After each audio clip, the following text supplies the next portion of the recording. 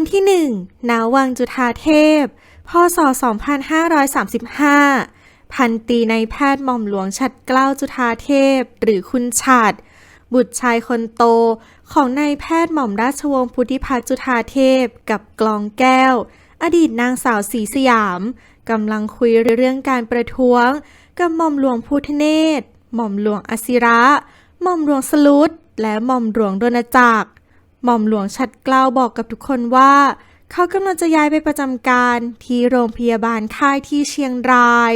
หลังจากนั้นก็ไปแจ้งกับคุณชายพุทธิพัฒน์กลองแก้วและทวดอ่อนให้ทราบว่าคุณฉัตรกำลังจะย้ายไปประจำการที่โรงพยาบาลค่ายที่เชียงรายโดยก่อนไป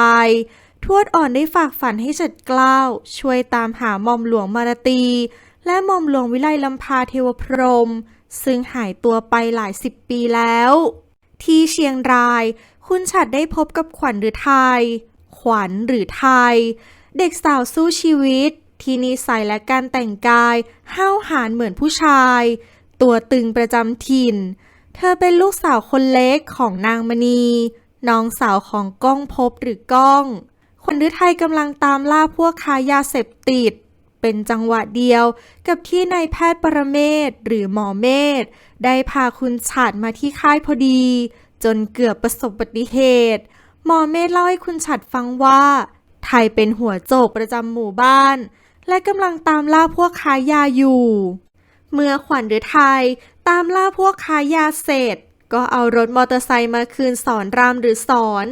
ลูกของพ่อเลี้ยงทรงพลกับสุนันท์ผู้ทรงอิทธิพลในจังหวัดแม่ขวัญฤทัยจะดูเก่งกล้าเกินหญิงขนาดไหนแต่เธอก็เป็นนางในฝันของสอนรามบ้านพักของคุณฉัตรยังไม่พอไม่เข้าพักเขาจึงไปพักอยู่กับหมอเมธแต่ด้วยเหตุการณ์บางอย่างทำให้ขวัญฤทัยเข้าใจผิดว่าหมอฉัตรกับหมอเมธเป็นพวกไม้ป่าเดียวกันขวัญฤทัยเอาเรื่องของหมอฉัตรกับหมอเมธไปพูดในทางเสียหายเมื่อหมอฉัตรรู้เรื่องก็พยายามไปพูดกับขวัญฤทัยว่าเขากับหมอเมธไม่ได้เป็นอะไรกันและไม่ควรเอาเรื่องนี้ไปพูดเพราะเขากับหมอเมธจะเสียหายทั้งสองจึงทะเลาะกันจนหมอฉัตรเผลอจูบขวัญฤทัยแม้ความดื้อรั้นของขวัญฤทัยจะกวนใจฉัตรเกล้าแต่เขากลับอยากรู้จักเธอมากขึ้นสอนรามสั่งให้ลูกน้องหลอกหมอฉัตรไปทำร้ายแต่ขวัญฤทัยเห็นสิก่อนจึงตามไปช่วยหมอฉัตรโดยมีพรานบุญกับพรตามมาช่วยไว้ได้ทันจนทำให้หมอฉัตรได้รู้ความลับว่าแท้จริงแล้วขวัญฤทัยไม่ใช่ลูกของกวีสามีใหม่ของนางมณีแต่เธอเป็นลูกติดของนางมณีหรือมาราตรีกับนายพลพินิจขวัญฤทัยตามมาเอาเรื่องสอนรามแต่ก็ทำอะไรไม่ได้เพราะสุนันท์แม่ของสอนรามมาช่วยเอาไว้ก่อนเมื่อหมอฉัตรกลับมาถึงบ้านก็เอาแต่นั่งยิ้มจนหมอเมธต้องเข้ามาแซว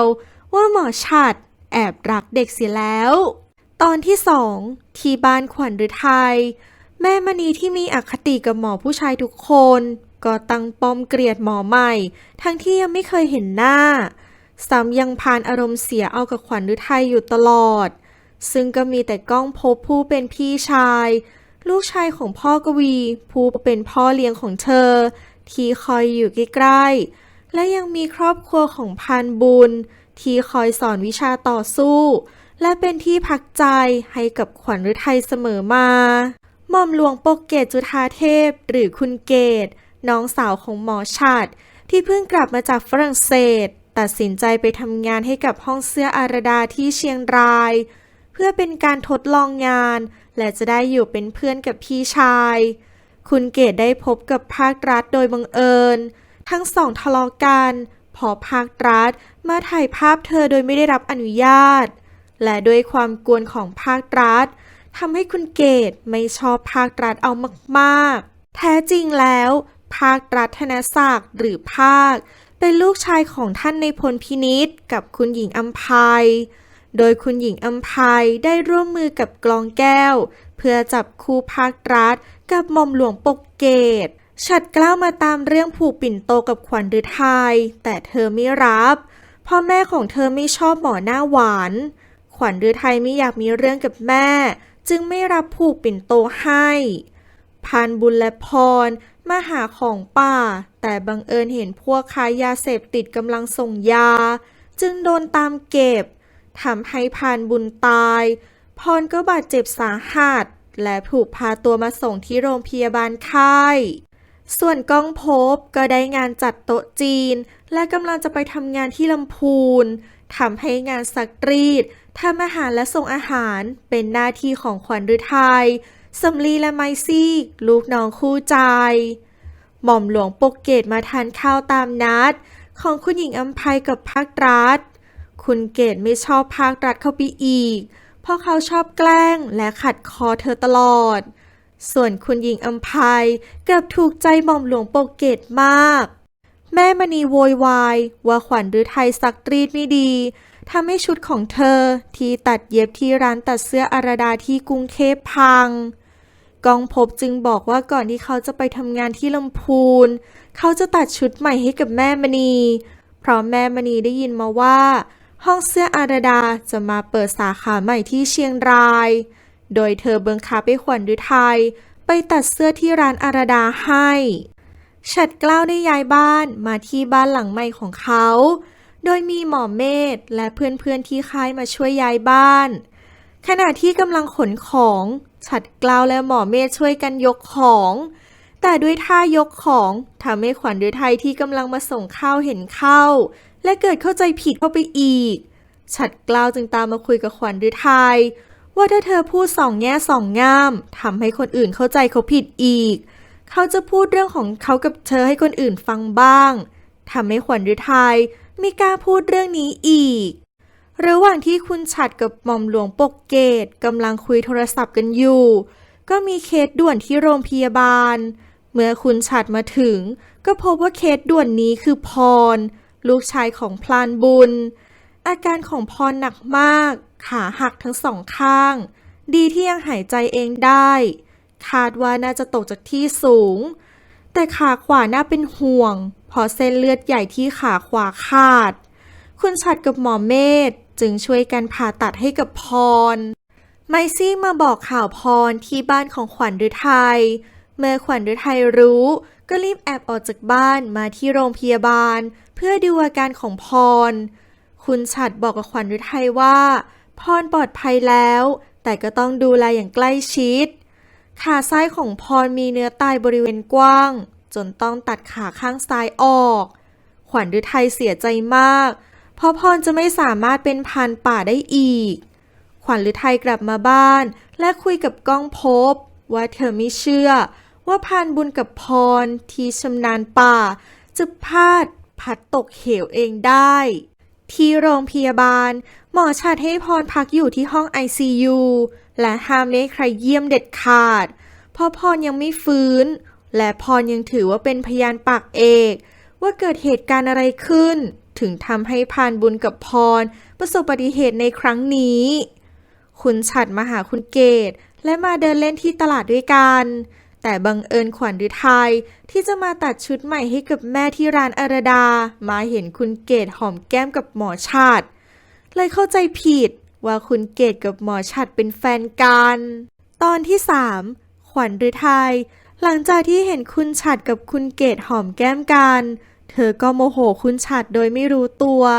จนไม่ได้ไปตัดชุดใหม่ให้กับแม่มณีที่ห้องเสื้ออาราดาอรวรรณ อัธวิทย์และอรวีลูกๆของคุณอาราดาทะเลาะกันเพราะอรวรรณและอรวีเห็นว่าอัธวิทย์กำลังขโมยเงินร้านแต่คุณอาราดาก็มาห้ามเอาไว้ได้ทันระหว่างนั้นคุณเกตและคุณฉัตรเข้ามาพอดีในขณะที่ปกเกตได้พบกับอัธวิทย์ซึ่งดูเป็นตัวปัญหาที่ไม่น่าไว้ใจเอาเสียเลยแต่อัธวิทย์กลับสนใจหม่อมหลวงปกเกตมากเมื่อขวัญฤทัยกลับมาบ้านก็โดนแม่มณีโวยใส่เพราะขวัญฤทัยยังไม่ได้ตัดชุดใหม่ให้เป็นจังหวะเดียวกับที่ก้องภพกำลังจะไปจัดโต๊ะจีนที่ลำพูนพอดีก้องภพเลยให้เงินกับแม่มณีไป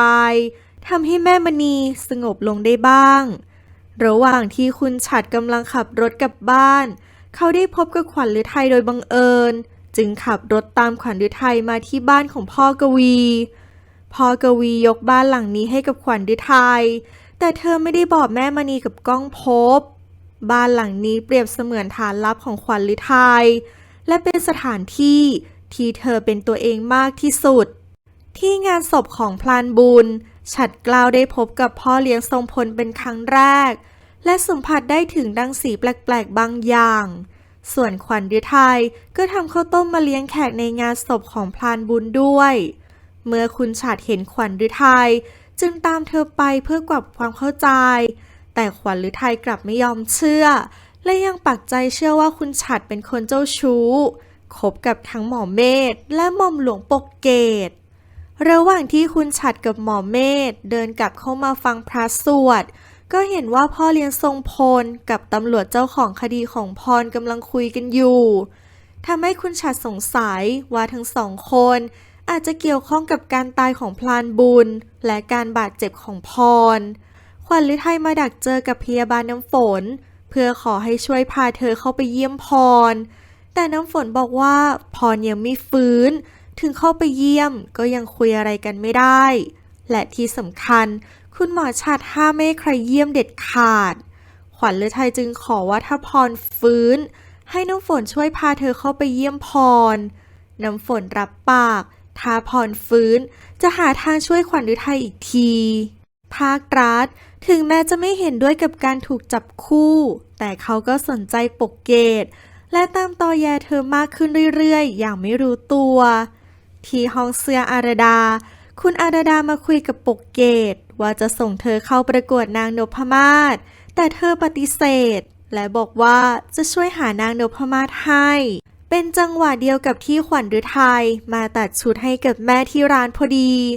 หม่อมหลวงปกเกตจึงท้าทามให้ขวัญฤทัยช่วยลงประกวดนางนพมาศโดยคุณอารดายื่นข้อเสนอว่าจะจ่ายค่าแรง 2,000 บาทชนะหรือไม่ก็จะจ่ายให้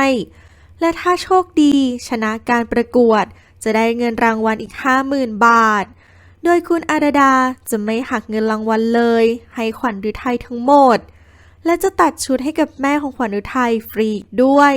เพราะคุณอารดาแค่อยากให้คนเชียงรายรู้จักห้องเสื้ออารดามากขึ้นเท่านั้น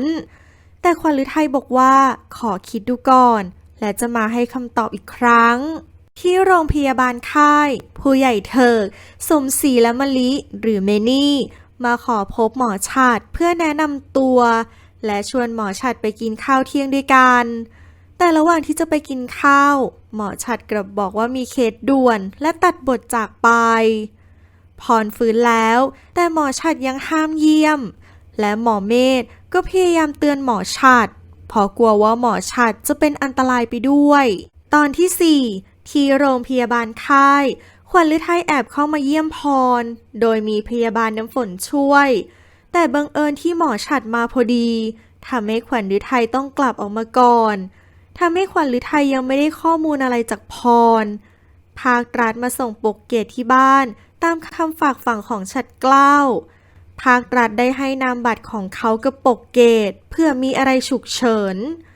ขวัญฤทัยตกลงใจเข้าประกวดนางนพมาศให้กับห้องเสื้อตามที่คุณอารดาว่าจ้างเธอจึงฝากให้สมรีกับไมซี่ไปขายข้าวแทนแม่มณีเร่งให้ขวัญฤทัยไปตามเรื่องเสื้อที่ฝากไปตัดที่ห้องเสื้ออารดาพอแม่มณีจะใส่ชุดใหม่ไปงานลอยกระทงใกล้ๆบ้านและจะไม่ไปในจังหวัดเพราะคนเยอะ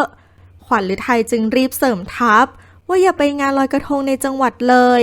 เพราะขวัญฤทัยกลัวแม่มณีจะไปเจอเธอลงประกวดนางนพมาศในตัวจังหวัดและขวัญฤทัยก็รีบรับปากว่าจะไปเร่งห้องเสื้ออารดาให้ที่ร้านตัดเสื้ออารดาเมนนี่เห็นชุดนางนพมาศก็เกิดชอบชุดนี้และขอลงประกวดนางนพมาศในนามห้องเสื้ออารดาแต่ปกเกตบอกว่าได้นางนพมาศแล้วเมนนี่จึงโมโหและกลับออกไปขวัญฤทัยมาฝึกเดินที่ห้องเสื้ออารดาทำให้ห่างหายจากการไปขายของที่โรงพยาบาลซึ่งทำให้ฉัตรเกล้ากระวนกระวายใจอย่างไม่เคยเป็นมาก่อนเขาชะเง้อมองหาหญิงสาวอยู่หลายวัน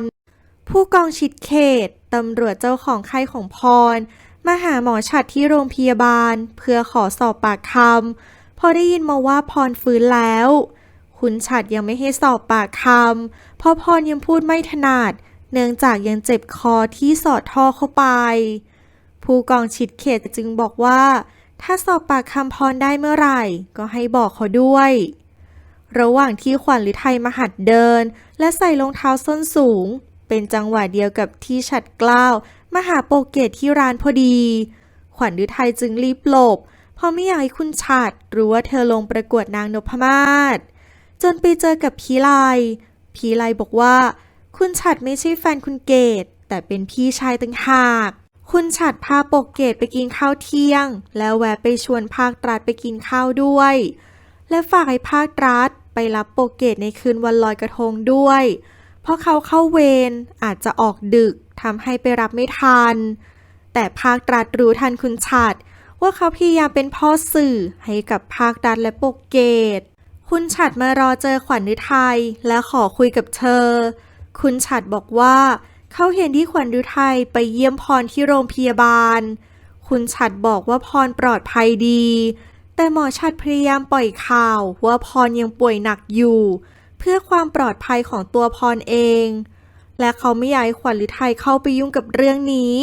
เพราะเขาห่วงว่าเธอจะไม่ปลอดภัยและย้ำกับขวัญฤทัยว่าไม่ควรไปเยี่ยมพรอีกในวันลอยกระทงขวัญฤทัยฝากให้เมซี่ช่วยดูแม่มณีเพราะเธอติดงานของคุณอารดาขวัญฤทัยมาขายกระทงที่โรงพยาบาลเป็นจังหวะเดียวกับที่พยาบาลน้ำฝนมาตามให้ขวัญฤทัยไปเยี่ยมพรพอดีระหว่างที่คุยกับพรนางพยาบาลของโรงพยาบาลไม่เห็นเข้าและหมอฉัตรก็ไม่เห็นพอดี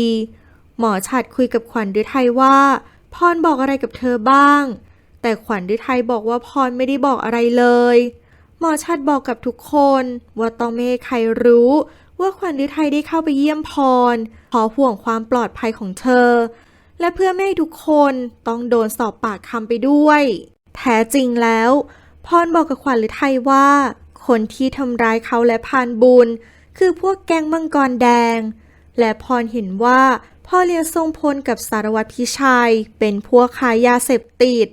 และพยายามฆ่าปิดปากทั้งพานบุญและพรตอนที่5ที่งานลอยกระทงไมซี่พาแม่มณีมาลอยกระทงด้วยความที่อยากเที่ยวต่อของไมซี่จึงชวนแม่มณีเที่ยวงานต่อส่วนขวัญฤทัยที่เตรียมตัวประกวดนางนพมาศเธอตื่นเต้นมากขณะประกวดขวัญฤทัยใช้ชื่อว่ากลองแก้วอารดาพอคุณอารดาเอาชื่อของกองแก้วอดีตนางสาวศรีสยามมาตั้งให้เมื่อแม่มณีได้ยินชื่อกลองแก้วและอยากเห็นหน้าคนที่ใช้ชื่อที่เธอเกลียดเมื่อเห็นว่าเป็นขวัญฤทัยเธอตกใจมากและรีบขึ้นไปดึงขวัญฤทัยกลับบ้านเมื่อมาที่หลังเวที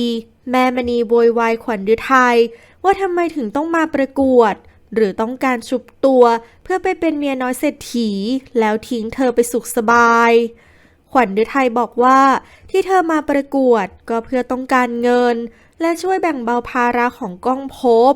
แม่มณีโมโหมากจะตบขวัญฤทัยแต่คุณฉัตรมาขวางเสียก่อน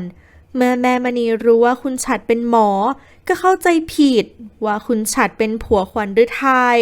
จนคุณอาราดาต้องเข้ามาห้ามและอธิบายให้แม่มณีฟังเรื่องการประกวดว่าเธอขอให้ขวัญฤทัยมาประกวดเพื่อสร้างชื่อเสียงให้กับห้องเสื้ออาราดาเท่านั้นและทักว่าแม่มณีน่าคุ้นๆเคยเจอกันที่กรุงเทพหรือไม่เมื่อได้ยินเช่นนั้นแม่มณีก็ตัดบทและจากไปส่วนขวัญฤทัยที่หนีออกมาก็ได้เปลี่ยนชุดกับสอนรามและหนีไปอยู่ที่บ้านของพ่อกวีที่โรงพยาบาลศักดิ์ลูกน้องของพ่อเลี้ยงทรงพลมาหาเนตรเพื่อถ่วงเวลาหาจังหวะให้ลูกน้องของเขาไปฆ่าพร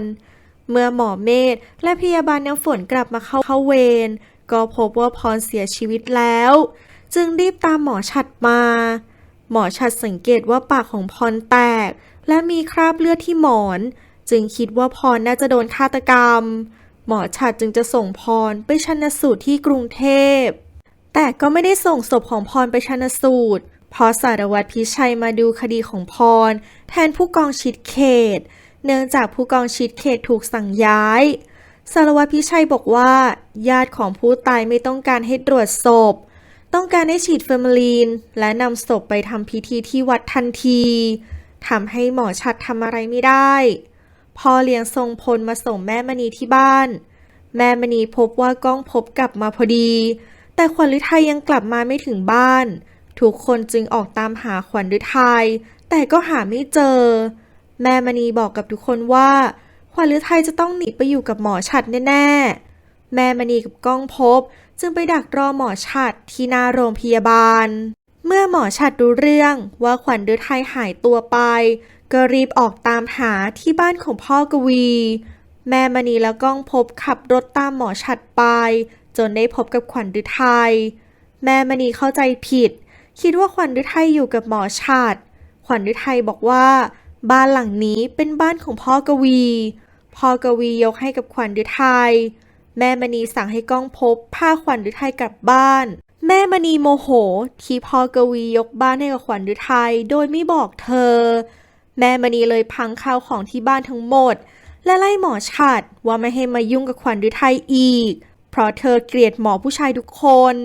หมอฉัตรรู้สึกผิดกับขวัญฤทัยมากและโทษตัวเองว่าความผิดทั้งหมดเป็นเพราะเขา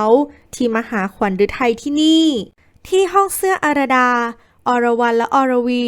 โวยวายว่าชุดนางนพมาศที่ส่งประกวดพังเสียหายและร้องหาคนรับผิดชอบกับชุดนี้เพื่อตัดความรำคาญปกเกตจึงบอกว่าจะซื้อชุดนี้เองสองพี่น้องเย้ยหยันปกเกตว่ารวยมาจากไหนเลยขอประวัติพนักงานจากพิไลบอกว่าไม่มีประวัติของปกเกตเพราะเขาไม่ใช่พนักงานของร้านอรวรรณเลยขอใบประชาชนของปกเกตจนได้รู้ว่าแท้จริงแล้วปกเกตคือหม่อมหลวงปกเกตจุฑาเทพ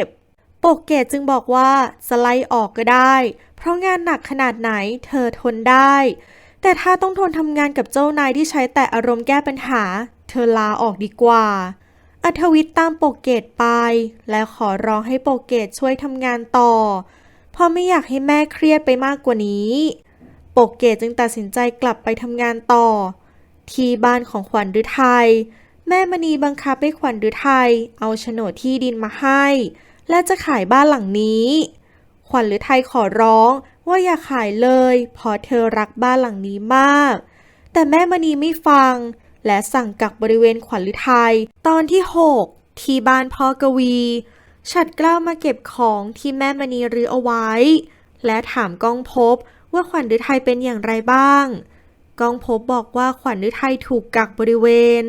แต่เรื่องกักบริเวณเป็นเรื่องเล็กถ้าเทียบกับที่แม่สั่งให้ขายบ้านหลังนี้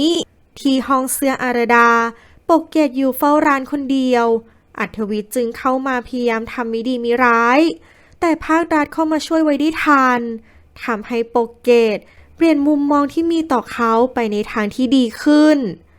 ปกเกตขอร้องให้ภาครัฐอย่าบอกฉัตรเกล้ากับที่บ้านของเธอเพราะเธอยังอยากทำงานที่ร้านต่อและเธอยอมให้ภาครัฐมารับมาส่งทุกวันภาครัฐจึงบังคับให้ปกเกตท่องจำเบอร์โทรศัพท์เกี่ยวกับเขาทั้งหมดเผื่อเกิดเหตุฉุกเฉินฉัตรเกล้าคุยกับหมอเมธว่าเขาจะสืบเรื่องของพรและเรื่องค้ายาเสพติดต่อเพราะขวัญฤทัยเคยชี้เป้าว่าเป็นพวกของพ่อเลี้ยงทรงพลและเขาจะหาทางคุยกับขวัญฤทัยอีกครั้งหมอเมธเป็นห่วงหมอฉัตรเพราะไม่อยากให้เขาไปยุ่งกับเรื่องนี้ภูเทนเนศและละออจันทร์มาทำธุระที่เชียงรายเลยมาเซอร์ไพรส์ปกเกตที่ห้องเสื้ออาราดาที่บ้านขวัญฤทัยก้องพบบอกกับขวัญฤทัยว่าหมอฉัตรต้องการเรียกร้องความยุติธรรมให้กับพรและก้องพบบอกว่าให้ขวัญฤทัยไปเตือนหมอฉัตรด้วยเพราะเรื่องนี้อันตรายมากมีคนโทรมาเพื่อขอซื้อที่ดินของพ่อกวีทำให้ขวัญฤทัยเสียใจมากภูทะเนศและละออจันทร์มาที่บ้านของคุณฉัตรพร้อมกับปกเกตเพื่อเซอร์ไพรส์คุณฉัตรขอร้องให้คุณภูช่วยหารูปของหม่อมหลวงมาลาตีให้เพราะรูปที่เขามีอยู่มีเพียงรูปเดียวที่ทวดอ่อนให้มาและรูปก็เก่ามากแล้วคุณภูเลยรับปากว่าจะช่วยหารูปของหม่อมหลวงมาลาตีให้ แม่มณีกับก้องภพเอาที่ดินของพ่อกวีมาขายแต่คนที่ซื้อคือภาครัฐและแท้ที่จริงแล้วคนที่ซื้อที่ดินที่แท้จริงก็คือฉัตรเกล้าเพราะเขาขอร้องให้ภาครัฐออกหน้าแทนให้ขวัญฤทัยแอบมาที่บ้านของพ่อกวีและเธอได้พบกับฉัตรเกล้าที่มาช่วยเก็บกวาดบ้านหลังนี้หลังจากที่แม่มณีพังบ้านไว้คราวก่อนขวัญฤทัยบอกว่าให้ฉัตรเกล้าเลิกยุ่งวุ่นวายกับเธอเสียทีคุณฉัตรบอกว่าเขาเป็นห่วงเธอแต่เขาไม่กล้าที่จะบอกความในใจกับขวัญฤทัยแม่มณีกลับมาที่บ้านและไม่เห็นขวัญฤทัยเลยรีบไปหาที่ห้องแต่โชคดีที่ขวัญฤทัยปีนขึ้นมาได้ทันภาครัฐเอาโฉนดที่ดินมาให้ฉัตรเกล้าพร้อมกับรูปขวัญฤทัยตอนประกวดนางนพมาศภาครัฐแซวว่าฉัตรเกล้าปากหนักชอบเขาแต่ก็ไม่กล้าบอกขวัญฤทัยจะออกมาช่วยก้องภพส่งอาหารแม่มณีก็โวยวายว่าเธอโดนกักบริเวณอยู่และไม่ให้ขวัญฤทัยออกมาจากบ้านแต่ก้องภพขอร้องเพราะถ้าเขาต้องส่งอาหารและส่งผ้าซักรีดคนเดียวไม่ทันแน่ๆแม่มณีเลยยอมและกำชับให้ก้องภพดูขวัญฤทัยดีๆอย่าให้เกิดเรื่องอีกฉัตรเกล้าเห็นขวัญฤทัยมาส่งข้าวที่บ้านจึงรีบตามเธอไปฉัตรเกล้าบอกกับขวัญฤทัยว่าเขารู้ว่าเธอรู้ว่าใครคือคนฆ่าพรแต่เธอไม่ยอมพูดขวัญฤทัยจึงบอกให้ฉัตรเกล้าเลิกยุ่งกับเรื่องนี้พ่อเลี้ยงทรงพลจับได้ว่าสอนรามติดยาพ่อเลี้ยงเลยพาสอนรามไปเลิกยาแต่สุนันท์เข้ามาเสียก่อนสุนันท์เข้าข้างสอนรามและไม่เชื่อว่าลูกจะติดยาพ่อเลี้ยงจึงบอกว่าตามใจกันมากระวังจะเสียคนไปมากกว่านี้สุนันท์จึงไล่สอนรามเข้าห้องไปที่วังจุฑาเทพคุณฉัตรกำลังโดนหม่อมหลวงโลณจักรหม่อมหลวงภูทะเนศหม่อมหลวงอศิละและหม่อมหลวงสลุดลุมแซวว่าแอบชอบเด็กคุณฉัตรอายเลยตัดบทหนีมาเยี่ยมทวดอ่อนแต่ก็ไม่วายโดนทวดอ่อนแซวอีกคุณฉัตรบอกกับทวดอ่อนว่าอยากได้ข้อมูลของหม่อมหลวงมาลาตีเพิ่มเพราะเขาไปเจอผู้หญิงคนหนึ่งเป็นคนกรุงเทพและย้ายตามสามีไปอยู่ที่เชียงรายเธอมีลักษณะถือตัวดูเจ้ายศเจ้าอย่างเธอเป็นลูกค้าของห้องเสื้ออารดาเธอเกลียดคนเป็นหมอเข้ากระดูกดำโดยเฉพาะหมอผู้ชายเธอโกรธมากที่ลูกสาวไปประกวดนางนพมาศถึงขนาดไปอาละวาดกลางเวทีห้ามลูกประกวดต่อคุณอารดาตั้งชื่อประกวดให้กับลูกสาวของเธอว่ากลองแก้วทวดอ่อนบอกว่าไม่ผิดคนแน่แล้วและปักใจเชื่อว่าผู้หญิงคนนั้นคือหม่อมหลวงมาลาตีแน่นอน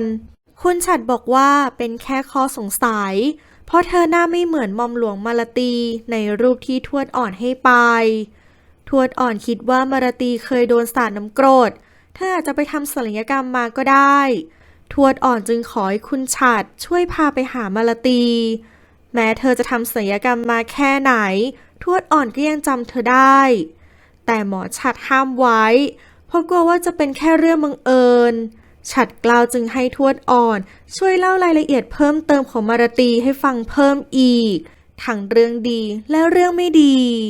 ตอนที่ 7ที่บ้านขวัญฤทัยแม่มณีอาละวาดใส่ขวัญฤทัยทำให้เธอรู้ความจริงที่ว่าตระกูลจุฑาเทพทำให้แม่มณีผูกใจเจ็บจนเกลียดหมอผู้ชายทุกคนจนก้องภพต้องพาแม่มณีเข้าห้องไปพักผ่อนก่อนก้องภพบอกกับขวัญฤทัยว่าแม่มณีตัวลุมๆเหมือนจะเป็นไข้ส่วนขวัญฤทัยก็บอกว่าตั้งแต่วันประกวดนางนพมาศแม่มณีไม่ค่อยได้นอนอาจจะทำให้ป่วยได้ก้องภพเลยบอกกับขวัญฤทัยว่า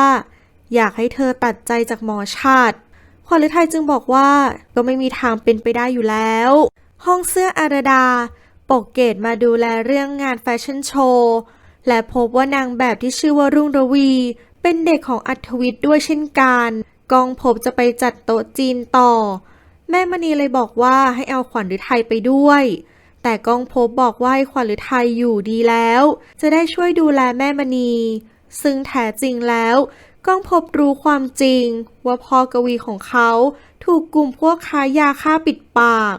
เขาจึงพยายามหาหนทางเพื่อทำลายพวกมันอยู่เงียบๆในวันเกิดของขวัญฤทัย แม่มณีจึงบอกกับขวัญฤทัยว่าให้ออกจากบ้านได้ไม่กักบริเวณแล้วแต่ด้วยความปากหนักของแม่มณีจึงไม่ได้บอกว่ายอมยกโทษให้เพราะเป็นวันเกิดของขวัญฤทัยฉัตรเกล้าและทุกคนรวมถึงก้องภพเซอร์ไพรส์วันเกิดให้ขวัญฤทัยโดยคุณฉัตรยกบ้านและโฉนดที่ดินให้กับขวัญฤทัยภาครัฐและปกเกตก็ช่วยกันตกแต่งบ้านให้กับขวัญฤทัยด้วยแต่ฉัตรเกล้าไม่กล้าออกมาให้โฉนดที่ดินกับขวัญฤทัยด้วยตัวเองเพราะกลัวขวัญฤทัยจะมีปัญหากับแม่ของเธอเพราะเขาอีกแต่ก็แอบดูอยู่ห่างๆเมื่อฉัตรเกล้ากลับไปขวัญฤทัยจึงรีบตามไปทั้งสองจึงเปิดใจต่อกันว่าทั้งฉัตรเกล้าและขวัญฤทัยต่างก็รักกันอัธวิทย์คุยกับพิไลว่าเขาจะเอายาเสพติดยัดไว้ในตุ๊กตาหมีและให้รุ่งระวีเอาลงไปกรุงเทพแต่พิไลยังห่วงและสังหรณ์ใจว่าครั้งนี้อาจไม่ได้ง่ายอย่างที่คิด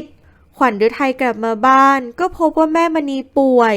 และเธอก็ยังดื้อไม่ยอมไปหาหมออยู่ดีและบ่นว่าเพราะเป็นวันเกิดของขวัญฤทัยทำให้เธอป่วยแต่ขวัญฤทัยกลับดีใจที่แม่มณียังจำวันเกิดของเธอได้ขวัญฤทัยมาส่งปิ่นโตที่บ้านหมอเมธ2 ปิ่นโตหมอเมธจึงแซวว่าเอามาให้ใครซึ่งเจ้าของปิ่นโตก็มาพอดีคนนั้นก็คือหมอฉัตรนั่นเองเมื่อขวัญฤทัยกลับมาที่บ้านก็พบว่าแม่มณีนอนป่วยไม่ได้สติขวัญฤทัยจึงโทรหาหมอฉัตรให้มาช่วยดูอาการแม่มณีหมอฉัตรจึงบอกว่าให้พาแม่มณีไปที่โรงพยาบาลและถ้าเกิดอะไรขึ้นเขาจะรับผิดชอบเองตอนที่8ขวัญฤทัยและฉัตรเกล้าพาแม่มณีมารักษาที่โรงพยาบาลหมอฉัตรให้ยาคลายเครียดทางน้ำเกลือเพื่อให้แม่มณีพักและจะได้ไม่ตื่นมาอาละวาดอีกจนกว่าเธอจะดีขึ้นพยาบาลเป็นนัดดาเอาสำเนาบัตรประชาชนของแม่มณีมาให้ฉัตรเกล้าฉัตรเกล้าประหลาดใจเพราะแม่มณีเปลี่ยนทั้งชื่อและนามสกุลหมอฉัตรบอกกับปนัดดาว่าถ้าแม่มณีจะออกจากโรงพยาบาลให้บอกเขาก่อนเพราะเขาจะออกค่าใช้จ่ายทั้งหมดให้แต่ไม่ให้บอกกับขวัญฤทัยวันรุ่งขึ้นฉัตรเกล้าออกหน่วยแพทย์เพื่อตรวจชาวบ้านแต่เมนนี่ขอไปด้วยเมื่อขวัญฤทัยรู้ว่าเมนนี่ไปด้วยเธอจึงตามไปดูแล้วเห็นว่าฉัตรเกล้ากับเมนนี่ใกล้ชิดกันมากจึงโมโหหึงเลยแกล้งโยนเถาวัลย์ใส่เมนนี่แต่เมนนี่นึกว่างูเลยกอดหมอฉัตรทำให้ขวัญฤทัยโมโหกว่าเดิมหลังจากที่เมนนี่กลับเข้าหน่วยไปขวัญฤทัยทะเลาะกับหมอฉัตรเรื่องเมนนี่จนตกน้ำไปทั้งคู่เมื่อเมนนี่ตามออกมาหมอฉัตรพาขวัญฤทัยหลบจนหมอฉัตรเผลอจูบขวัญฤทัยเมนนี่หาหมอฉัตรไม่เจอจึงกลับไปขวัญฤทัยขึ้นจากน้ำด้วยความเขินและกลับโรงพยาบาลไปที่งานจัดแฟชั่นโชว์ของห้องเสื้ออาราดาปกเกตเป็นคนดูแลงานนั้นแต่งานกลับไม่ราบรื่นเมื่อต้องเจอกับนางแบบเจ้าปัญหาทุกคนกำลังรอลุ่งละวีพอเธอมาช้าเมื่อเธอมาถึงก็ขอพักก่อนยังไม่ยอมแต่งหน้าและแต่งตัว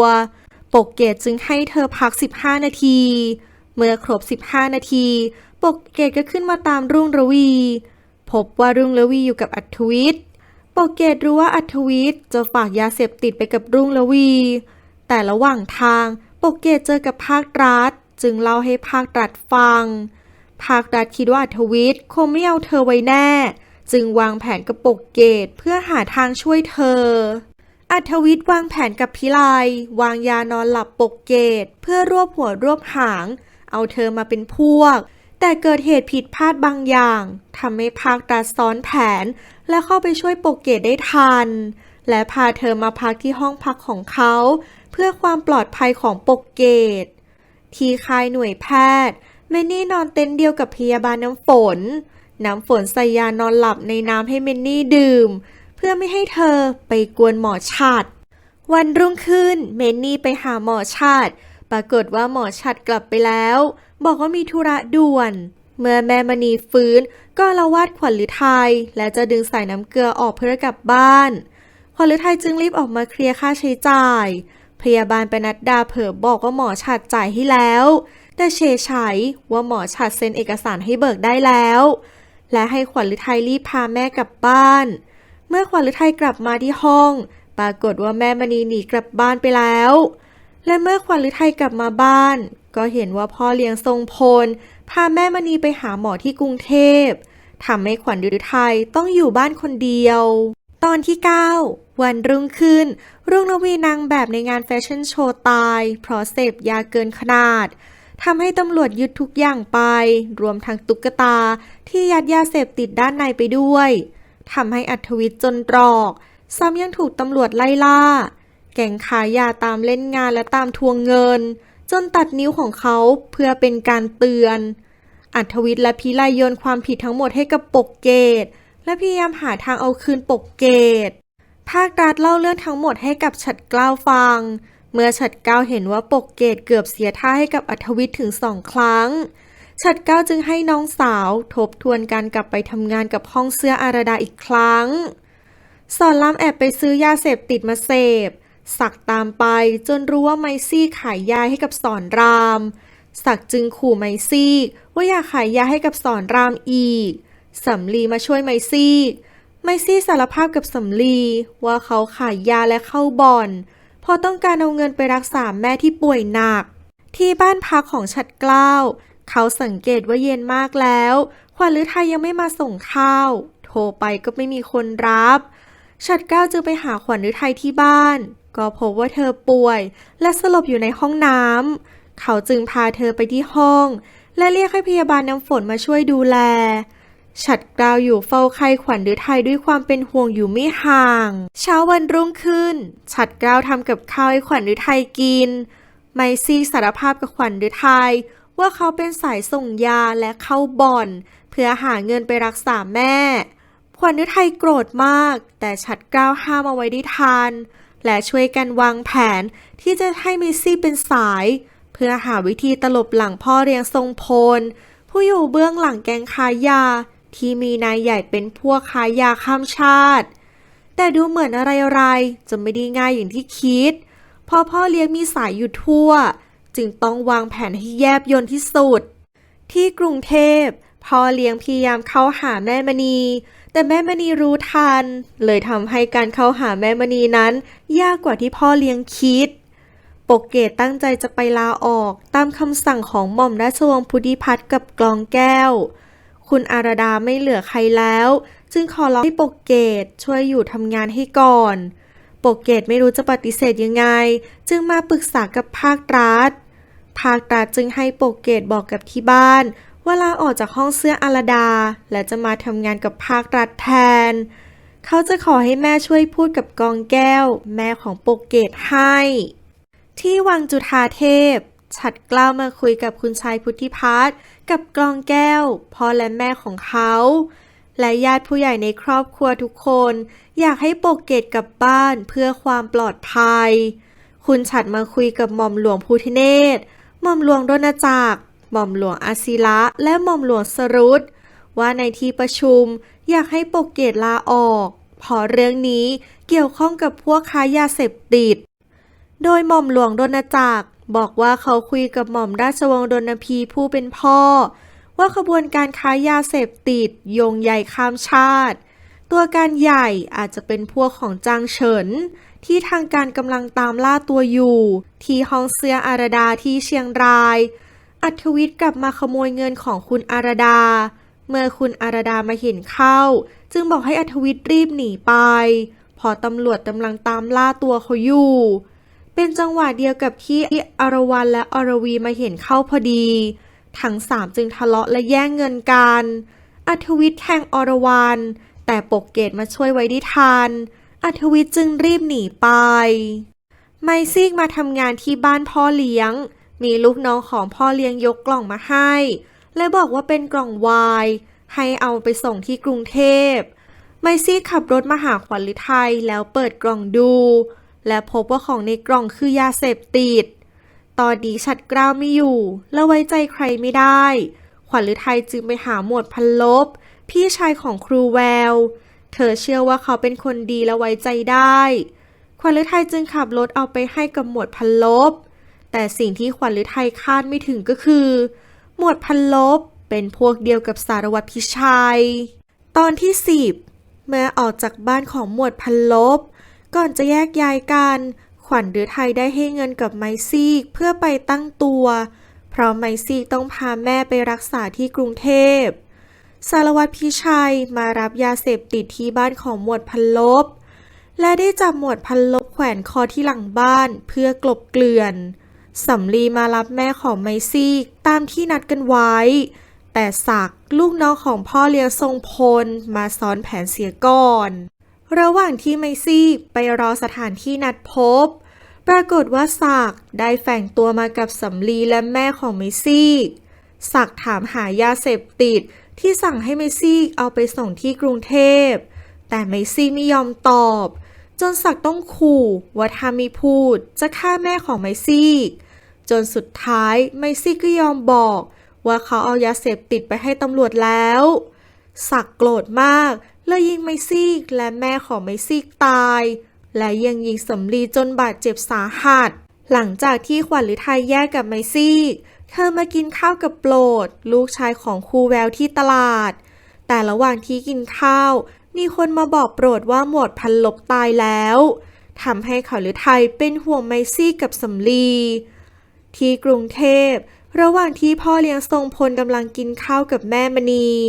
ศักดิ์ได้โทรมารายงานว่าได้ฆ่าไมซี่แม่ไมซี่และสำลีแล้วและถามว่าจะให้จัดการขวัญฤทัยเลยไหมแต่พ่อเลี้ยงให้จัดการแค่สั่งสอนเท่านั้นขวัญฤทัยรีบมาจุดเกิดเหตุก็พบว่าไมซี่และแม่ตายแล้วส่วนสำลีก็บาดเจ็บสาหัสเธอจึงขับรถมอเตอร์ไซค์ตามรถพยาบาลไปศักดิ์จึงขับรถตามขวัญฤทัยมาเลยยิงขวัญฤทัยแค่ถากเพื่อเป็นการสั่งสอนตามคำสั่งของพ่อเลี้ยงทรงพลแต่ขวัญฤทัยมอเตอร์ไซค์ล้มและสลบไปที่กรุงเทพเมื่อกินข้าวเสร็จพ่อเลี้ยงทรงพลมาส่งแม่มณีที่ห้องและบอกแม่มณีว่าขวัญฤทัยโดนยิงแม่มณีเลยขอกลับเชียงรายวันนี้เลยเพราะเป็นห่วงขวัญฤทัยวันรุ่งขึ้นที่โรงพยาบาลค่ายหมอชัดกำลังเฝ้าไข้ขวัญฤทัยเมื่อขวัญฤทัยฟื้นเขาบอกกับเธอว่าไมซี่และแม่ของไมซี่ตายแล้วส่วนสำลีก็บาดเจ็บสาหัสระหว่างนั้นเมนนี่มาหาหมอชัดที่โรงพยาบาลแต่นางพยาบาลปนัดดาบอกกับเธอว่าหมอชัดกับขวัญฤทัยเป็นแฟนกันเมนนี่จึงไปหาหมอชัดและพบว่าหมอชัดอุ้มขวัญฤทัยเมนนี่โวยวายว่าหมอชัดนอกใจเธอแต่ระหว่างที่เมนนี่จะกลับเธอเห็นพ่อเลี้ยงทรงพลกับแม่มณีมาด้วยกันและได้แอบฟังพ่อเลี้ยงกับแม่มณีคุยกันจนคิดว่าแม่มณีเป็นเมียน้อยของพ่อเลี้ยงเมนนี่จึงเอาเรื่องนี้ไปบอกสุนันท์ที่บ้านขวัญฤทัยขอไปหาสำลีหมอชัดเล่าให้ขวัญฤทัยฟังว่าสำลีหยุดหายใจไปแล้วแต่ปั๊มหัวใจขึ้นมาได้กระสุนนัดหนึ่งเฉียดปอดจนมีเลือดคั่งต้องใช้สายระบายกระสุนอีกนัดฝังช่องท้องต้องผ่าตัดม้ามห้ามเลือดและเย็บซ่อมลำไส้แต่ตอนนี้เลือดในช่องท้องหยุดไหลแล้วแต่หมอชัดยังตอบไม่ได้ว่าสำลีจะฟื้นเมื่อไหร่ขวัญฤทัยเสียใจมากและโทษว่าเป็นความผิดของเธอทั้งหมดที่ใจร้อนไม่รอให้หมอชัดกลับมาก่อนทำให้ไมซี่และแม่ไมซี่ต้องตายส่วนสำลีก็บาดเจ็บสาหัสแบบนี้แม่มณีขึ้นมาหาขวัญฤทัยที่ห้องพักผู้ป่วยและเห็นป้ายหน้าห้องว่าหมอชัดคือพันตรีในแพทย์หม่อมหลวงฉัตรเกล้าจุฑาเทพทำให้แม่มณีโกรธมากที่ฉัตรเกล้าอยู่ตระกูลจุฑาเทพฉัตรเกล้ามาส่งขวัญฤทัยที่ห้องพักแม่มณีโวยวายว่าไม่ให้ฉัตรเกล้ามายุ่งกับขวัญฤทัยอีกแต่ฉัตรเกล้าบอกว่าเขารักขวัญฤทัยและอยากคบหากับเธออย่างเปิดเผยและบอกว่าที่แม่มณีเกลียดเขาเพราะเขาเป็นลูกของคุณพ่อพุทธิพัฒน์กับคุณแม่กลองแก้วและฉัตรเกล้ากำลังจะพูดว่าเธอคือใครแม่มณีก็กรี๊ดและไม่ให้หมอฉัตรพูดว่าเธอคือใครและบังคับให้ขวัญฤทัยกลับบ้านเมื่อแม่มณีและขวัญฤทัยกลับมาที่บ้านแม่มณีก็กินเหล้าจนเมาและหลุดปากบอกว่าเธอคือหม่อมหลวงมาลาตีเทวพรหมคู่มั่นของคุณชายพุทธิพัฒน์จุฑาเทพแล้วแม่มณีก็หลับไป วัญฤทัยมาทำแผลที่โรงพยาบาลและมาถามหมอเมธว่าหมอฉัตรเป็นหม่อมหลวงจริงไหมเพราะเธอไม่เคยสนใจว่าเขาเป็นใครหมอเมธจึงบอกว่าหมอฉัตรเป็นหม่อมหลวงจริงๆหลังจากนั้นขวัญฤทัยก็ไปหาครูแววที่บ้านครูแววจึงบอกกับเธอว่าถ้าแม่มณีคือหม่อมหลวงมรตีเทวพรหมพ่อของขวัญฤทัยก็คือพลเอกพินิจธนศักดิ์หรือท่านในายพลพินิจฉัตรเกล้าโทรไปหาคุณชายพุทธิพัฒน์และกลองแก้วพ่อและแม่ของเขาและเล่าทุกอย่างให้ฟังแล้วบอกคุณชายพุทธิพัฒน์ว่าเขาจะไม่ยอมแพ้และจะทำให้มรตีรู้ว่าเขารักลูกสาวของเธอจริงๆเย็นวันนั้นฉัตรเกล้ามาซื้อข้าวที่ตลาดและเห็นว่าขวัญฤทัยเดินอยู่กับโปรดเลยเข้าใจผิดฉัตรเกล้าจึงตามขวัญฤทัยมาที่บ้านของพ่อกวีขวัญฤทัยบอกเลิกฉัตรเกล้าเพราะเธอยอมเสียใจเองดีกว่าให้แม่ของเธอต้องเสียใจอีกตอนที่11โปรดมารอรับก้องภพและเขาได้นึกถึงสิ่งที่คุยกับขวัญฤทัยเรื่องที่ก้องภพจับคู่ให้โปรดและขวัญฤทัยตอนเด็กๆโปรดบอกกับขวัญฤทัยว่าเขายังรอคำตอบอยู่เสมอขวัญฤทัยเลยตัดบทว่าเธอดีใจที่มีพี่ชายที่รักเธอถึง2 คนทำให้โปรดรู้ได้ทันทีว่าเขาเป็นได้แค่เพียงพี่ชายเท่านั้นก้องภพมาถึงก็ถูกตำรวจตรวจค้นเพราะมีสายตำรวจบอกมาว่ามีการขนยาเสพติดในคืนนี้เมื่อตำรวจตรวจค้นก็เจอยาเสพติดในกระเป๋าของก้องภพเลยโดนตำรวจจับไปและได้บอกโปรดว่าให้ไปบอกขวัญฤทัยว่าเขาถูกใส่ร้ายโปรดจึงรีบมาบอกขวัญฤทัยว่าก้องภพถูกตำรวจจับและถูกกล่าวหาว่าเป็นสายส่งยาฉัตรเกล้าเลยขอไปที่สถานีตำรวจด้วยขวัญฤทัยไม่ให้ฉัตรเกล้าไป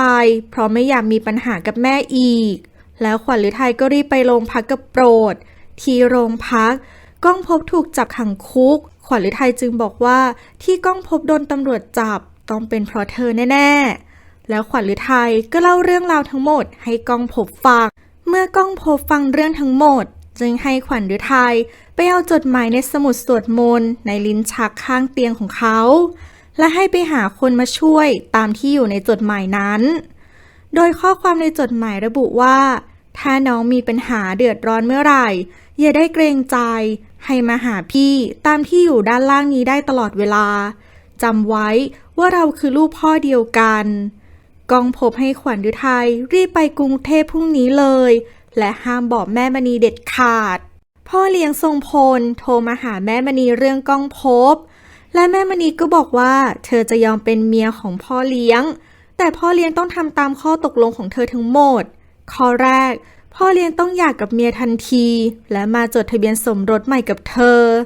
ข้อ2เธออยากได้บ้านหลังใหม่ที่เป็นชื่อของแม่มณีคนเดียว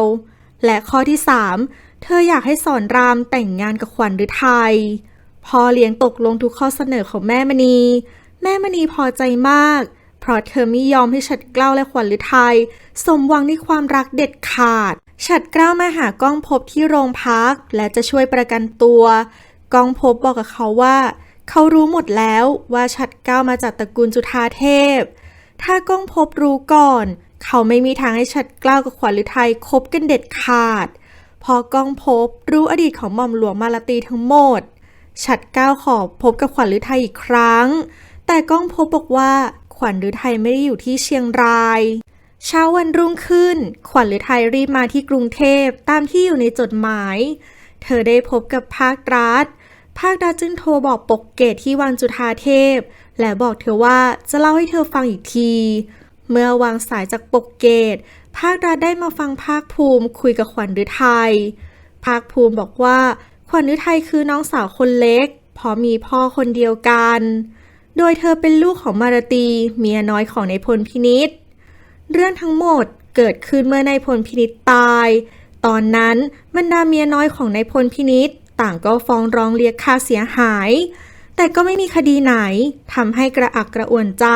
เท่ากับตอนที่หม่อมหลวงมารตีอุ้มลูกอ่อนเข้ามาในศาลคุณหญิงอำไพค่อนข้างมั่นใจว่าขวัญฤทัยคือลูกของท่านนายพลพินิจจริงๆจึงได้ให้ทนายตามสืบจนรู้ว่ามารตีแต่งงานใหม่ที่เชียงราย เลยให้ทนายเลิกสืบและจดหมายฉบับนี้ก็เป็นของภาคภูมิเองเขาเขียนและให้ก้องภพเอาไว้และบอกก้องภพว่าถ้ามีปัญหาอะไรให้มาหาเขาตามที่อยู่ในจดหมายนี้และจดหมายฉบับนี้คุณหญิงอำไพก็รู้เรื่องแต่ไม่แสดงตัวให้ภาคภูมิออกหน้าแทนภาคภูมิถามขวัญฤทัยว่ามีปัญหาอะไรหรือเปล่าขวัญฤทัยจึงเล่าเรื่องราวทั้งหมดให้ภาคภูมิและภาครัฐฟังที่เชียงรายแม่มณีย้ายมาอยู่ที่บ้านหลังใหม่ของพ่อเลี้ยงแม่มณีวางยานอนหลับพ่อเลี้ยงเพราะเธอยังไม่พร้อมภาครัฐและภาคภูมิพาขวัญฤทัยมาหาภาคพิพัฒน์เพื่อคุยเรื่องทลายแก๊งค้ายาเสพติดขวัญฤทัยขอช่วยก้องภพก่อนแล้วเธอและก้องภพจะช่วยกองทัพเองที่เชียงรายภาคภูมิและภาครัฐมาประกันตัวก้องภพแล้วพาก้องภพและขวัญฤทัยมาประชุมกับทีมของภาคพิพัฒน์โดยปล่อยข่าวว่าจะบุกแก๊งค้ายาพรุ่งนี้แต่แท้จริงแล้วจะบุกกันวันนี้เลยโดยให้ก้องภพนำทางทหารเข้าไปพอก้องภพชำนาญพื้นที่และให้ขวัญฤทัยรออยู่ที่บ้านเพื่อความปลอดภัยส่วนภาครัฐและปกเกตมาหาฉัตรเกล้าที่โรงพยาบาลฉัตรเกล้าบอกว่ารู้เรื่องแล้วพอทางกองทัพให้ทางโรงพยาบาลเตรียมพร้อมแล้วและฉัตรเกล้าต้องไปกับทีมทหารด้วยปกเกตไม่อยากให้ฉัตรเกล้าไปเพราะห่วงความปลอดภัยฉัตรเกล้าบอกปกเกตว่าไม่ให้บอกแม่เพราะไม่อยากให้แม่เป็นห่วงภาครัฐและปกเกตมาเอาของที่โรงแรมและภาครัฐบังเอิญเห็นอัธวิทย์และพิไลจึงแอบรอดูแท้จริงแล้วอัธวิทย์และพิไลเอาเงินมาให้เควินเพื่อให้เควินไว้ใจและทำงานด้วยกันต่อเมื่อขวัญฤทัยกับก้องภพกลับมาบ้านก็มีป้าข้างบ้านมาบอกว่าแม่มณีไปเป็นเมียน้อยพ่อเลี้ยงทรงพลแล้วขวัญฤทัยเลยไปสืบที่ร้านกาแฟของโกพอดีมีคนได้ยินเลยบอกว่าจะช่วยสืบให้ตอนที่12ก้องภพมาสมทบกับทีมทหารเพื่อเข้าไปทลายแก๊งค้ายาก้องภพได้พบกับฉัตรเกล้าที่อยู่ในทีมด้วยในฐานะแพทย์ทหารฉัตรเกล้าบอกกับก้องภพว่าเขาจะไม่มีทางยอมแพ้แต่ให้เสร็จภารกิจนี้ก่อนก้องภพก็บอกว่าเขาก็ไม่อยากเสียน้องเขยอย่างฉัตรเกล้าไปเช่นกันอาโกเจ้าของร้านกาแฟโทรมาบอกว่าแม่ของขวัญฤทัยอยู่ที่ไหนเธอจึงรีบตามไปพ่อเลี้ยงทรงพลมาหาแม่มณีพอดีแต่เควินโทรมาให้พ่อเลี้ยงไปหาขวัญฤทัยได้ยินพอดีเลยตามพ่อเลี้ยงไปเป็นจังหวะเดียวกับที่สุนันท์มาพอดีเมื่อมาลาตีและสุนันท์เจอกันต่างก็จำกันได้สุนันท์เหยียดหยามแม่มณีว่ายังไงก็หนีไม่พ้นการเป็นเมียน้อยเพราะทะเบียนสมรสที่แม่มณีมีเป็นของปลอมและสุนันท์ยังบอกอีกว่าพ่อเลี้ยงไม่มีทางหย่ากับเธอเพราะเธอเป็นแม่ของลูกชายคนเดียวของเขาทำให้แม่มณีโกรธมากพ่อเลี้ยงมาหาเควินตามที่นัดเควินบอกว่าเขารู้แผนการของทางทหารทั้งหมดที่เปลี่ยนแผนและจะบุกทลายแก๊งค้ายาวันนี้เลยแล้วให้พ่อเลี้ยงไปสืบเวลาที่แน่นอนในการบุกครั้งนี้และบอกพ่อเลี้ยงอีกว่าตอนนี้จ้างเฉินนายใหญ่กำลังเตรียมการต้อนรับพวกทหารอยู่ด้วยอาวุธครบมือเมื่อขวัญฤทัยได้ยินว่าเป็นกับดักเธอก็รีบตามกลุ่มค้ายาไปแต่ระหว่างที่ตามไปน้ำมันรถหมดเธอเลยทำเครื่องหมายให้คนตามเธอไปภาครัฐและปกเกตได้ตามขวัญฤทัยมาและพบว่าอัธวิทย์กับพิไลถูกเควินฆ่าตายแล้วภาครัฐจึงรีบโทรไปบอกภาคภูมิแต่โทรไม่ติดเลยให้ปกเกตช่วยโทรหาคุณชายรณพีเพราะกลัวว่าขวัญฤทัยจะเป็นอันตรายเมื่อคุยเสร็จปกเกตก็บอกว่าคุณชายรณพีจะช่วยติดต่อเพื่อนที่อยู่กองทัพบกให้และคุณชายรณพีหม่อมหลวงอาศิระและหม่อมหลวงรณจักรจะรีบตามมาสมทบที่เชียงรายให้เร็วที่สุดทีมทหารมารอบุกที่หน้าค่ายของพวกค้ายาและกำลังรอเวลาที่จะบุกมีวิทยุมาแจ้งว่าขวัญฤทัยจะตามมาสมทบด้วยพอเธอรู้ข่าวบางอย่างจึงรีบตามพวกค้ายามากองภพฉัตรเกล้าและพลวิทยุจึงรีบตามขวัญฤทัยไปเมื่อมาถึงด้านหลังของหมู่บ้านค้ายาทีมของฉัตรเกล้าก็ถูกโจมตีแต่ก็รอดมาได้เพราะขวัญฤทัยมาช่วยไว้ได้ทันแต่พลวิทยุตายและวิทยุสื่อสารก็ใช้ไม่ได้จึงแจ้งข่าวกับทีมทหารไม่ได้ และเป็นจังหวะเดียวกับที่ทีมทหารลงมือบุกแก๊งค้ายาพอดีขวัญฤทัยเสียใจมากที่มาบอกข่าวไม่ทันว่าทุกอย่างเป็นกับดักฉัตรเกล้าขวัญฤทัยและก้องภพได้วางแผนที่จะวางระเบิดด้านหลังเพื่อช่วยทีมทหารเควินคุยกับจางเฉินให้หนีไปก่อนแต่จางเฉินไม่ไปเพราะมั่นใจว่าเขามีอาวุธครบมือกว่าไม่มีทางโดนจับแน่นอนทีมทหารกำลังเพลียงพล้ำก็มีกำลังเสริมเข้ามาช่วยพอดีฉัตรเกล้าวางระเบิดด้านหลังค่ายสำเร็จเควินออกมาดูและได้พบกับฉัตรเกล้ากองภพและขวัญฤทัยจึงได้ต่อสู้กันจนก้องภพบาดเจ็บหนักฉัตรเกล้าโดนยิงสุดท้ายเควินก็ตายจังหวะเดียวกับทีมทหารบุกเข้ามาจับจางเฉินเอาไว้ได้พอดีที่บ้านของพ่อเลี้ยงทรงพลป้าเมียนโทรมาบอกสุนันท์ว่าพ่อเลี้ยงค้ายาเสพติดแต่สุนันท์ไม่เชื่อระหว่างนั้นสอนรามกำลังคลั่งเพราะลงแดงทำให้สุนันท์รู้ว่าสอนรามติดยาสุนันท์เลยไปเก็บข้าวของและเงินในตู้เซฟแล้วหนีไปแต่ระหว่างทางศักดิ์ลูกน้องของพ่อเลี้ยงทรงพลได้ขับรถตามมาศักดิ์ฆ่าสุนันท์ตายแล้วขโมยกระเป๋าเงินไปขณะที่ศักดิ์กำลังหนีเขาได้ถูกตำรวจตามล่าสุดท้ายศักดิ์ก็โดนยิงตายสมชายลูกน้องของสอนรามมาบอกพ่อเลี้ยงให้ไปดูสอนรามเพราะสุนันท์หนีไปแล้วเมื่อพ่อเลี้ยงมาถึงก็ได้พบกับสารวัตรพิชัยสารวัตรบอกให้พ่อเลี้ยงยอมมอบตัวพ่อเลี้ยงเลยยอมและฝากให้ช่วยดูสอนรามด้วยขวัญฤทัยพาก้องภพและฉัตรเกล้ามารักษาที่โรงพยาบาลฉัตรเกล้าบาดเจ็บสาหัสและหยุดหายใจไปแต่หมอเมธได้ช่วยปั๊มหัวใจกลับมาได้และรีบทำการผ่าตัดที่หน้าห้องผ่าตัดหม่อมหลวงอาศิระและหม่อมหลวงโลณจักรมาพอดีขวัญฤทัยโทษตัวเองว่าเป็นเพราะเธอฉัตรเกล้าเลยโดนยิงหม่อมหลวงอาศิระจึงบอกว่าไม่ใช่ความผิดของขวัญฤทัยแต่เป็นเพราะความต้องการของฉัตรเกล้าที่อยากจะปกป้องขวัญฤทัยตอนที่13ที่โรงพยาบาลฉัตรเกล้าพ้นขีดอันตรายขวัญฤทัยโล่งใจที่เขาปลอดภัยแต่ก็รู้สึกผิดที่มีส่วนให้ฉัตรเกล้าบาดเจ็บขนาดนี้ส่วนสอนรามหมอพยายามช่วยยื้อชีวิตเขาแล้วแต่ก็เสียชีวิตในที่สุดระหว่างที่ขวัญฤทัยเฝ้าก้องภพพยาบาลปนัดดามาแจ้งข่าวว่าสำลีฟื้นแล้วขวัญฤทัยจึงรีบไปเยี่ยมและพบว่าสำลีดีขึ้นมากแล้วพ่อเลี้ยงทรงพลถูกควบคุมตัวที่สถานีตำรวจทำให้แม่มณีต้องกลับมาอยู่ที่บ้านเมื่อขวัญฤทัยพาก้องภพกลับมาจากโรงพยาบาลเมื่อเขาพบแม่มณีเขาโกรธแม่มณีมากพอตอนที่เขาอยู่ที่โรงพักและมีตำรวจมาที่บ้านแม่มณีบอกว่าเธอไม่ได้เป็นอะไรกับก้องภพทั้งที่ก้องภพเห็นว่าแม่มณีเป็นเหมือนแม่แท้ๆและดูแลเธอมาอย่างดีโดยตลอดจากเหตุการณ์นี้ทำให้สถานะทางบ้านของแม่มณีไม่เหมือนเดิมอีกต่อไปแม่มณีต้องช่วยก้องภพและขวัญฤทัยทำงานแลกเงินและอาหาร3 มื้อแต่สุดท้ายแม่มณีก็ยอมที่โรงพยาบาลฉัตรเกล้าฟื้นขึ้นมาท่ามกลางพ่อแม่และญาติพี่น้องห้อมล้อมมากมาย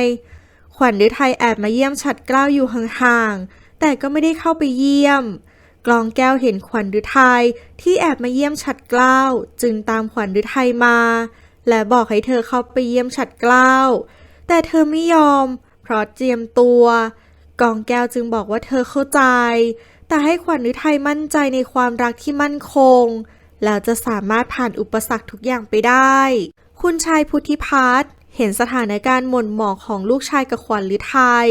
จึงตัดสินใจไปเจรจากับมาลาตีด้วยตัวเองหลังจากที่มาลาตีได้คุยกับคุณชายพุทธิพัฒน์แล้วแม้เธอจะใจอ่อนลงบ้างแล้วแต่ด้วยทิฐิทำให้ยังไม่ยอมยกขวัญฤทัยให้และยังไม่ยอมกลับไปเยี่ยมคุณชายเทวพันธ์ที่วังเทวพรหมด้วยขวัญฤทัยไปแอบสอบเข้าพยาบาลเทคนิคแล้วเธอก็สอบติดแต่ต้องไปเรียนต่อที่กรุงเทพขวัญฤทัยเกรงใจก้องภพที่ต้องอยู่ดูแลแม่คนเดียวเมื่อเธอคุยกับก้องภพก็ดีใจและบอกไม่ให้เธอทิ้งความฝันนี้และให้เธอไปเรียนต่อพยาบาลที่กรุงเทพไม่ต้องเกรงใจหรือห่วงอะไร เขาอยากเห็นขวัญฤทัยประสบความสำเร็จในชีวิตมากกว่าตามที่พ่อกวีฝากฝังก้องภพไว้ขวัญฤทัยจะไปเรียนต่อแต่ไม่ให้ก้องภพบอกฉัตรเกล้าเด็ดขาดเพราะเธอไม่อยากให้แม่เสียใจและถ้าฉัตรเกล้ารู้เขาต้องตามเธอไปอย่างแน่นอนขวัญฤทัยมาบอกแม่มณีว่าเธอจะไปเรียนต่อพยาบาลที่กรุงเทพและเธออยากเป็นพยาบาลเหมือนแม่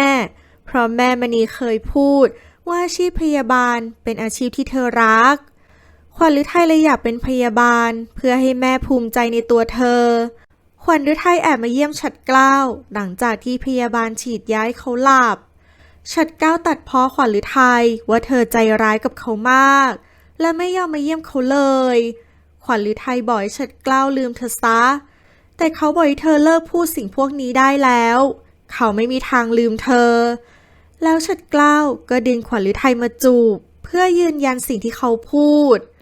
แล้วฉัตรเกล้าก็ยืนยันว่าเขาจะรอเธอและจะทำให้มาราตรีแม่ของเธอยอมรับในตัวเขาให้ได้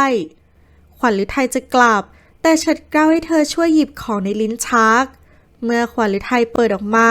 ปรากฏว่าเป็นแหวนฉัตรเกล้าให้ขวัญฤทัยสวมเอาไว้เพื่อเป็นตัวแทนของเขาขวัญฤทัยจึงยอมรับมาวันรุ่งขึ้นขวัญฤทัยกำลังจะเดินทางไปเรียนต่อที่กรุงเทพก้องภพเอาที่อยู่มาให้ขวัญฤทัยไปพักที่บ้านป้าละไม้เจ้าของบ้านเช่าที่ก้องภพเคยไปพักอยู่ที่กรุงเทพและขวัญฤทัยก็มาลาแม่มณีแต่แม่มณีไม่ยอมออกมาพบเพราะกลัวทำใจไม่ได้หลังจากที่ขวัญฤทัยไปกรุงเทพแล้วฉัตรเกล้ามาพบแม่มณีที่บ้านเพื่อมาขอโอกาส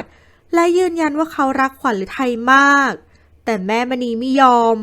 และยืนยันว่าฉัตรเกล้าและขวัญฤทัยไม่มีทางได้สมหวังในความรักแน่นอนตอนที่14ตอนจบที่กรุงเทพขวัญฤทัยมาพักที่บ้านเช่าของป้าละไม้ตามที่อยู่ที่ก้องภพให้ไว้ป้าละไม้ขอให้ขวัญฤทัยช่วยเขียนจดหมายถึงหลานชายเพราะเธอแก่แล้วมองไม่ค่อยเห็นขวัญฤทัยจึงช่วยเขียนให้และเธอยังแซวป้าละไม้ว่าเขียนหาหลานชายหวานมากหลังจากนั้นขวัญฤทัยก็อ่านและเขียนจดหมายให้ป้าละไม้เสมอขวัญฤทัยส่งจดหมายและโทรศัพท์มาที่บ้านตลอดแม้จะปากแข็งอยู่บ้างแต่แม่มณีก็แอบดีใจที่ขวัญฤทัยส่งจดหมายมาป้าละไม้แอบถามขวัญฤทัยว่ามีแฟนหรือยังแล้วรักเขาไหมขวัญฤทัยตอบว่ามีคนรักแล้วและรักเขาเช่นกันแต่แท้จริงแล้วหลานชายของป้าละไม้คือหม่อมหลวงฉัตรเกล้านั่นเองโดยเรื่องราวทั้งหมดเกิดขึ้นพอก้องภพมาบอกฉัตรเกล้าว่าขวัญฤทัยจะไปเรียนต่อพยาบาลที่กรุงเทพแต่เธอกำชับว่าไม่ให้บอกฉัตรเกล้าตั้งใจว่าจะขาดการติดต่อไปเลยฉัตรเกล้าจึงวางแผนให้ก้องภพไปบอกขวัญฤทัยให้ไปพักที่บ้านเช่าของป้าละไม้เพราะแท้จริงแล้วป้าละไม้คือต้นห้องของกลองแก้วและเธอก็เลี้ยงดูฉัตรเกล้ามาตั้งแต่เด็กและกำชับป้าละไม้ว่าห้ามบอกว่าสุชาติหลานชายของเธอแท้จริงแล้วคือฉัตรเกล้าประมาณว่าไม่เห็นหน้าเห็นแค่ลายมือก็ยังดีที่วังจุฑาเทพโปกเกตพาภาคตรัสมาพบกับทวดอ่อนจึงบ่นว่าเมื่อไหร่ฉัตรเกล้าจะพาแฟนมาแนะนำให้รู้จักโปกเกตจึงบอกว่าอีกไม่นานแล้วทวดอ่อนต้องถูกใจแน่นอนหลังจากนั้นภาคตรัสก็พาโปกเกตไปกินข้าวและโปกเกตบอกว่าเธอจะรอให้ฉัตรเกล้าแต่งก่อนแล้วเธอค่อยแต่งภาคตรัสแอบงอนแต่ก็ต้องยอมเพราะตกหลุมรักหญิงสาวคนนี้เข้าแล้วเต็มหัวใจที่วังเทวพรหมกองภพพามาราตรีมาพบกับคุณชายเทวพันธ์โดยหลอกว่าจะพามาเยี่ยมขวัญฤทัยเมื่อคุณชายเทวพันธ์ได้พบกับมาราตรีเขาดีใจมากที่เธอมาหาเพราะเขารอเธอมานานมากทั้งคุณชายเทวพันธ์และมาราตรีต่างก็ขอโทษที่ทำผิดทำให้เกิดเรื่องราวตามมามากมายเช่นนี้แล้วก้องภพก็พาขวัญฤทัยมาด้วยเทวพันธ์ดีใจที่ได้เจอทั้งลูกและหลานพร้อมๆกันเขาเลยขอให้ทุกคนมาอยู่ด้วยกันที่วังเทวพรหมแต่มาราตรีบอกว่าเธออยู่กับก้องภพดีแล้วเทวพันธ์ก็ยอมเพ ราะไม่อยากบังคับใจใครอีกแล้วแต่ก็ขอให้มาเยี่ยมเขาบ้างเพราะเขาไม่อยากตายอย่างโดดเดี่ยวและย้ำกับขวัญฤทัยว่าวังเทวพรหมต้อนรับขวัญฤทัยเสมอที่เชียงรายฉัตรเกล้ามาคอยดูแลบ้านพ่อกวีให้ขวัญฤทัยเสมอเมื่อมารตีมาเห็นจึงได้คุยกันมารตีบอกว่าก้องภพเล่าให้เธอฟังหมดแล้วรวมถึงเรื่องที่เธอไปวังเทวพรหมด้วยว่าทั้งหมดเป็นแผนการของฉัตรเกล้าแล้วเธอก็ขอบคุณเพราะถ้าอย่างนั้นเธอก็ไม่กล้าไปเจอกับคุณชายเทวพันธ์แน่นอนถ้าเธอไม่ไปวันนั้น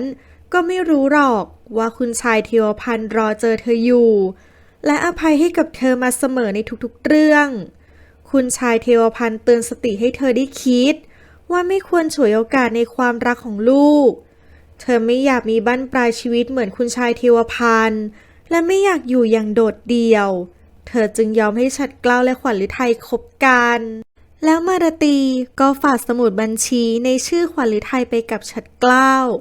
โดยมารตีฝากเงินในชื่อของขวัญฤทัยตั้งแต่ขายบ้านพ่อกวีแล้วเพื่อให้เป็นเงินเก็บของขวัญฤทัยและบอกให้ฉัตรเกล้ารีบไปหาขวัญฤทัยสุดท้ายขวัญฤทัยก็รู้ความจริงว่าฉัตรเกล้าได้วางแผนทั้งหมด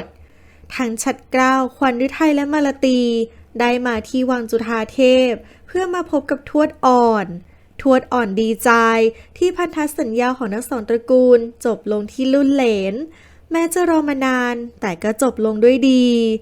แต่ทวดอ่อนก็ยังห่วงเรื่องวิไลลำพาแล้วฉัตรเกล้าก็พาขวัญฤทัยมากับคุณชายพุทธิพัฒน์และกรองแก้วทั้งสองดีใจกับฉัตรเกล้าและขวัญฤทัยเป็นอย่างมากกรองแก้วออกมาพบมารตีกรองแก้วขอบคุณที่มารตียอมให้ฉัตรเกล้าและขวัญฤทัยคบกันและขอบคุณที่ให้อภัยกับทุกสิ่งทุกอย่างที่ผ่านมาหลังจากนั้นฉัตรเกล้าและขวัญฤทัยก็เขียนจดหมายหากันเสมอฉัตรเกล้าเล่าในจดหมายให้ขวัญฤทัยฟังว่าหมอเมธเซอร์ไพรส์ขอพยาบาลน้ำฝนแต่งงานที่โรงพยาบาลก้องภพก็พบรักใหม่กับคุณครูที่มาใหม่และสำลีก็พบรักด้วยเช่นกันส่วนฉัตรเกล้าก็มากินข้าวที่บ้านแม่มณีบ่อยๆขวัญฤทัยกลับมาเยี่ยมแม่และเลยมาที่บ้านพ่อกวีฉัตรเกล้ามารอและฝันว่าได้ขอขวัญฤทัยแต่งงานและได้แต่งงานกันเมื่อขวัญฤทัยออกมาฉัตรเกล้าจึงบอกว่าถ้าขวัญฤทัยเรียนจบเมื่อไหร่เขาจะขอเธอแต่งงานทันทีขวัญฤทัยจึงตอบตกลงที่โรงพยาบาลค่ายหม่อมหลวงรณจักรโทรมาหาฉัตรเกล้าว่าจะมาทำภารกิจลับที่เชียงรายเพื่อโปรยทางสู่ละครชุดดวงใจเทวพรหมเรื่องใจพิสูจน์ชอบก็กดถูกใจใช่ก็ช่วยกด subscribe หรือกดติดตามให้กวางด้วยนะคะและคลิปต่อไปก็จะทำเรื่องอะไรรอติดตามเราชมกันได้เลย